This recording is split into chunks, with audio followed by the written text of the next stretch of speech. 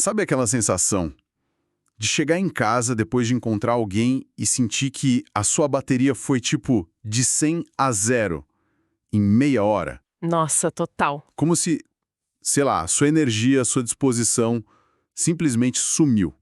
Foi sugada. Uhum. Hoje, a gente vai mergulhar fundo exatamente nisso, em como proteger a nossa paz de espírito. Um tema muito necessário. E para essa conversa, a gente vai fuçar em 2 guias do Mente Sereno. Um deles é mais geral, sabe?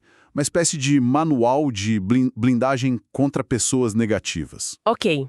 O outro é mais um bisturi, focado em como identificar e se libertar de relações com narcisistas. Que já é um outro nível de complexidade, né? Exato. Nossa missão aqui é transformar esses guias num kit de ferramentas prático. Entender desde aquele colega que só reclama até o manipulador mais sutil. É quase como aprender a cuidar do nosso jardim mental, sabe? Aham. Ok, vamos desempacotar isso. Essa analogia do jardim é perfeita. Sério. Porque não se trata de construir um muro de concreto em volta e nunca mais deixar ninguém entrar. Não, claro. Se trata de aprender a ser um bom jardineiro, sabe? Saber qual planta é benéfica, qual erva daninha. E, o mais importante, como não deixar que as pragas dos outros infestem o seu canteiro. Exato. E o ponto de partida que esses materiais trazem e que é fascinante é que a nossa maior qualidade, a empatia, é também a nossa maior vulnerabilidade. Sim, a gente quer entender, né? Quer ajudar. Isso. O objetivo aqui é pegar essa empatia e colocar tipo uma camada de sabedoria nela, pra gente saber quando tá conectando e quando tá sendo drenado. Certo. Então vamos começar pelas ervas daninhas mais comuns desse jardim. A primeira fonte que a gente tem aqui vai bem além daquela pessoa que só reclama do tempo. Aham. Ela traça um perfil em claro do que chama de pessoa negativa.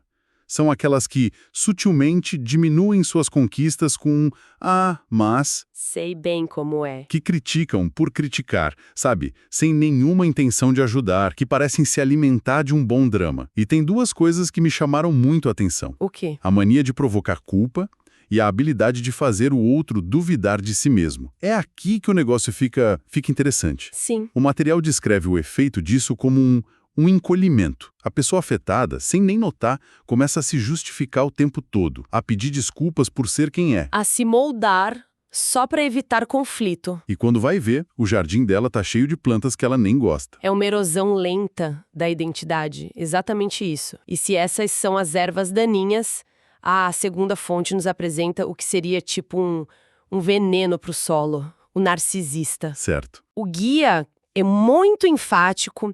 Narcisismo não é só vaidade, não é só egoísmo. É uma condição de vazio interno tão grande que a pessoa precisa desesperadamente de admiração externa para se sentir real. É uma via de mão única, então. Totalmente. Eles não têm a capacidade de dar em troca uma conexão genuína. A fonte usa uma metáfora que eu achei brutal. Com o tempo, você deixa de ser uma pessoa para virar uma fonte. Uma fonte. Fonte de validação, de atenção, de energia. Basicamente um objeto para suprir uma necessidade deles. Peraí, mas como a gente diferencia isso na prática? Principalmente no começo de uma relação. A fonte fala de alguns sinais, né? Sim, e são cruciais. O primeiro é a intensidade. É tudo muito rápido, desproporcional, o famoso love bombing. Ah, o bombardeio de amor. Isso. A pessoa te coloca num pedestal, diz que você é a alma gêmea dela em uma semana. É uma captura emocional. Uma captura. Depois vem a total falta de responsabilidade. A culpa nunca, jamais é deles. E aí entra a ferramenta mais perversa, o gaslighting. Que é quando distorcem a realidade. Exato. E pode ser sutil, tipo, nossa, você é muito sensível, eu só tava brincando, depois de uma crítica maldosa.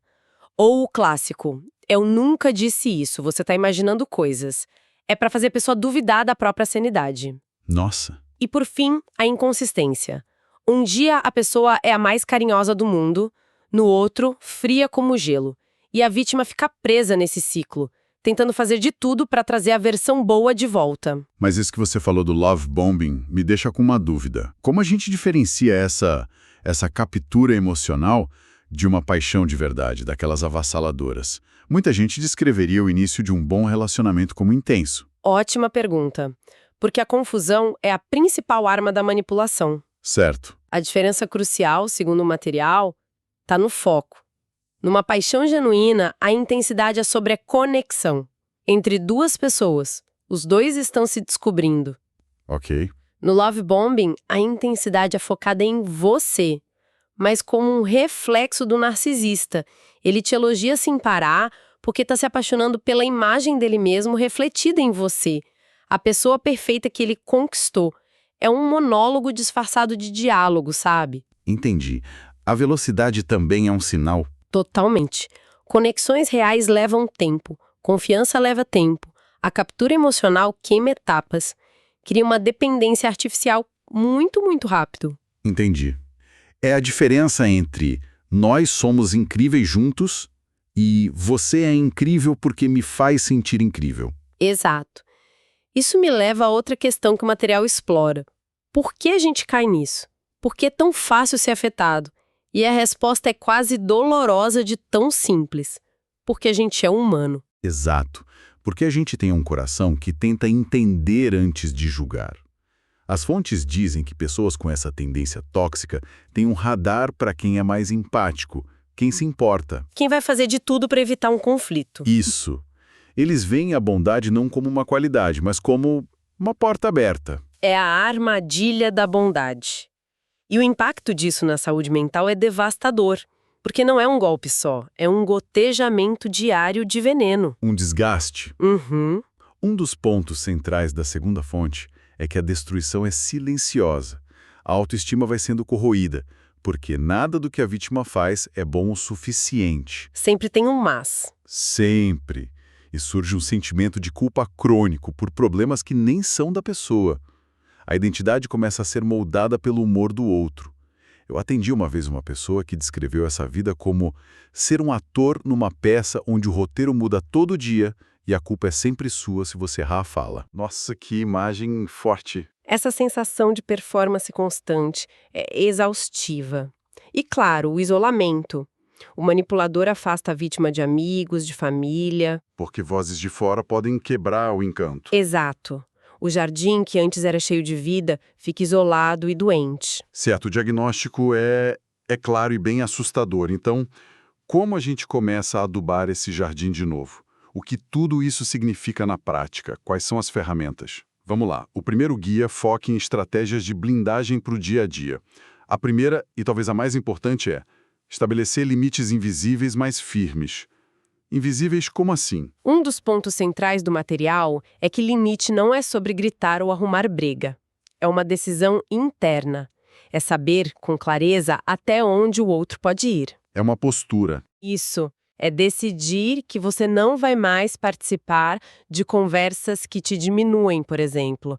Você pode só mudar de assunto ou se retirar. Não precisa de anúncio, precisa de ação. E tem uma outra ferramenta que eu achei genial pela simplicidade, um mantra mental. A frase é: isso é dele, não é meu. É para ser usada como uma barreira instantânea quando alguém despeja um caminhão de reclamação ou drama em cima da gente. O que é poderoso aí não é só a frase, é a prática de desidentificação. A fonte sugere que a nossa empatia nos faz fundir com o problema do outro. A gente absorve a ansiedade, a raiva. Vira uma esponja. Exato. Esse mantra é um ato de diferenciação do eu. Uma micromeditação que redefine onde você termina e o outro começa. Não é negação, é clareza de fronteira. Faz todo sentido. E isso se conecta a outra tática poderosa. Observe e não reaja. A negatividade precisa da sua reação para crescer. É como uma fogueira que precisa de oxigênio. E a nossa reação é o oxigênio. Exatamente.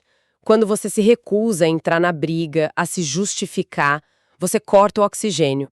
A fogueira do outro pode até continuar queimando, mas ela não queima mais você. Isso de observe e não reaja é difícil, hein? Principalmente quando a gente se sente injustiçado. Mas faz sentido. E para os casos mais graves, como o narcisismo, as fontes sugerem medidas mais drásticas, certo? Sim. Para o veneno, o antídoto precisa ser forte. A estratégia mais recomendada é o contato zero. Que é o bloqueio total. Total. E a fonte usa uma frase que eu acho que todo mundo deveria ouvir. Bloqueio não é infantil, é proteção psicológica. É criar uma distância física e digital para o seu sistema nervoso poder finalmente descansar e começar a se curar. É tirar a erva daninha pela raiz. Achei essa frase impactante porque vai contra tudo que a gente ouve sobre ser maduro e resolver as coisas conversando. A fonte discute essa pressão social. Totalmente. O material argumenta que essa pressão social é muitas vezes um reflexo de quem nunca passou por um abuso psicológico. Quem está de fora não entende. Exato. Para quem está de fora, parece uma briga de casal, uma desavença familiar. Para quem está dentro, é uma guerra pela própria sanidade. Conversar só funciona quando os dois lados querem uma solução. Com o manipulador, a conversa é só mais uma chance para manipular. Entendi. Por isso, o contato zero é um ato de soberania pessoal? Exato. Mas a gente sabe que nem sempre isso é possível. E para quem tem filhos com a pessoa ou trabalha com ela, a fonte oferece alguma estratégia para quem não pode simplesmente desaparecer? Sim. Para essas situações, a recomendação é a técnica da pedra cinza. Pedra cinza. A ideia é se tornar o mais desinteressante possível. Responda de forma curta, monossilábica, não dê detalhes da sua vida, não demonstre emoção, nem positiva nem negativa. Seja uma pedra cinza. Ah, entendi. Como o narcisista se alimenta de reações, de drama, ele eventualmente vai procurar uma fonte mais interessante. É uma estratégia de sobrevivência, para proteger seu jardim quando você não pode mudar de terreno. E junto com isso, o passo mais importante, recuperar a rede de apoio. Ligar para aquele amigo, voltar a almoçar com a família. O isolamento é a jaula do manipulador. A conexão com pessoas que te amam de verdade é a chave que abre essa jaula. E depois de sair da jaula, como a gente cura as feridas? Qual é o caminho para se reconstruir? O caminho começa com a aceitação. E isso é um ato de coragem imenso. É olhar para a situação e admitir. Isso aconteceu comigo, sem culpa, sem vergonha.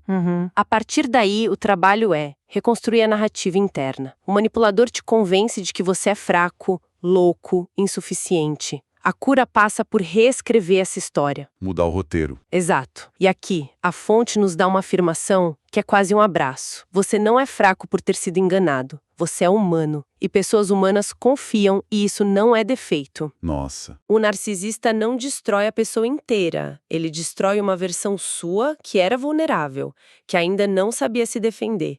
No momento em que a consciência chega, a libertação começa. Você percebe que a força estava ali o tempo todo, só estava soterrada. Essa é a grande virada de chave, então. Entender que se blindar não é se tornar uma pessoa fria ou desconfiada. Não mesmo. É, na verdade, um ato de amor próprio.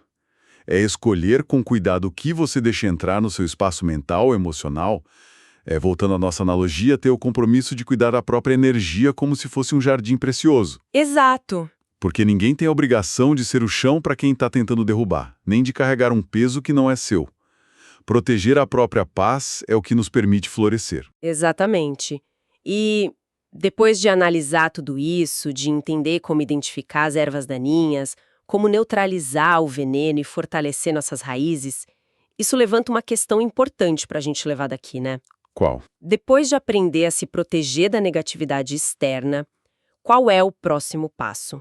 Como a gente pode ir além da defesa e começar a cultivar ativamente um ambiente interno e externo tão saudável e positivo que a negatividade simplesmente não encontra mais solo fértil para brotar? Como a gente transforma o escudo que nos protege em um campo que floresce por conta própria?